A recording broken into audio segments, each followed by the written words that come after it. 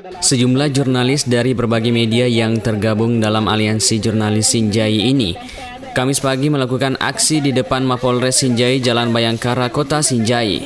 Aksi ini dilakukan sebagai bentuk solidaritas atas keprihatinan jurnalis Sinjai terhadap beberapa rekan jurnalisnya yang diduga menjadi korban pemukulan oknum aparat keamanan saat meliput aksi unjuk rasa mahasiswa di Makassar 24 September kemarin.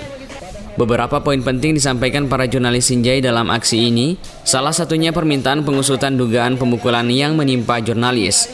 Kepada Kapolres Sinjai untuk menyampaikan kepada Kapolda untuk mengusut dugaan pemukulan yang dilakukan oleh oknum kepolisian yang terjadi di Makassar beberapa hari lalu.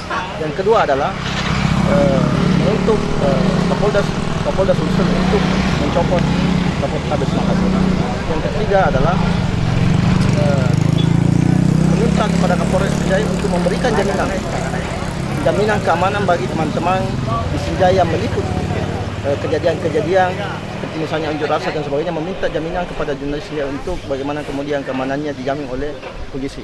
Terkait harapan aliansi jurnalis Sinjai ini, Kapolres Sinjai AKBP Sebril Sesa yang hadir menemui langsung para jurnalis ini menyampaikan sikap tegas Polri yang mengaku akan menindak oknum aparat yang telah melakukan tindakan tak terpuji. Kita silaturahim, sehingga pada saat pelaksanaannya kan kita sudah kayak tadi kan saya lihat kan polisi